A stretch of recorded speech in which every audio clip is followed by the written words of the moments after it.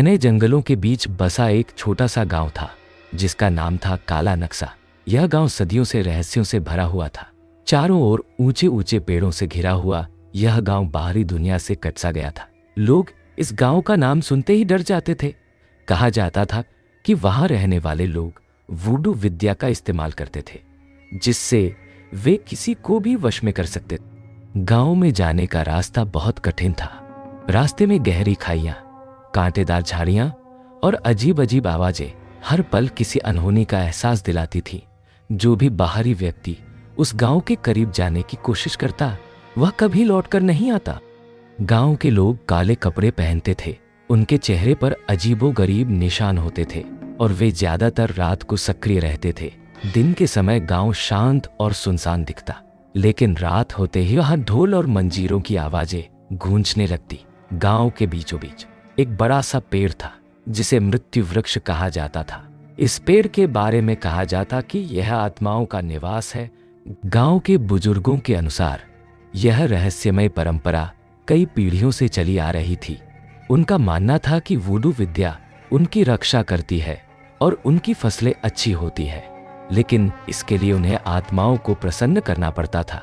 हर पूर्णिमा की रात वे मृत्यु वृक्ष के नीचे एक खास अनुष्ठान करते थे जिसमें बलि दी जाती थी। गांव के लोग यहाँ अपनी वूडू रस्में करते थे। एक दिन एक युवा पत्रकार आरव ने इस गांव के बारे में सुना। वह अंधविश्वासों को चुनौती देने और इस गांव की सच्चाई जानने के लिए वहां जाने का फैसला करता है। आरव को पहले ही गांव के बारे में कई डरावनी कहानियां सुनाई गई थी, लेकिन वह साहसिक और जिज्ञासु स्वभाव का था। आरव जंगल के रास्ते पर निकल पड़ा। जैसे जैसे वह गांव के करीब पहुंचता, उसे अजीब सी ठंडी हवा और कानों में गूंजती रहस्यमय आवाजें सुनाई देने लगी। रास्ते में उसे टूटी हुई मूर्तियां, अजीब से चिन्ह और लकड़ी की बनी गुड़ियां दिखाई दी। गांव में प्रवेश करते ही आरव को वहां अजीब सी खामोशी महसूस हुई। वह गांव के किनारे बनी एक खाली झोपड़ी में ठहर गया।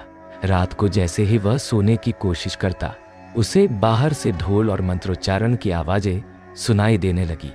उसने खिड़की से झांक कर देखा तो पाया कि गांव के लोग मृत्यु वृक्ष के पास जमा हो रहे थे। आरव ने अपने कैमरे और नोटबुक के साथ उस अनुष्ठान को रिकॉर्ड करने का फैसला किया। वह चुपचाप छिपते छिपते वहां पहुंचा। उसने देखा कि गांव के लोग एक गुड़िया को पेड़ की शाखा से बांधकर उस पर कुछ मंत्र पढ़ रहे थे। अचानक उसे लगा कि वहां कुछ अजीब हो रहा है। वह गुड़िया हवा में लगी जैसे उसमें जान आ गई हो। आरव के शरीर में सिहरन दौड़ गई। तभी उसकी नजर गांव के मुखिया पर पड़ी, जो बाकी लोगों से अलग खड़ा था। मुखिया के हाथ में एक अजीब सा दर्पण था जो अचानक आरव की ओर चमकने लगा।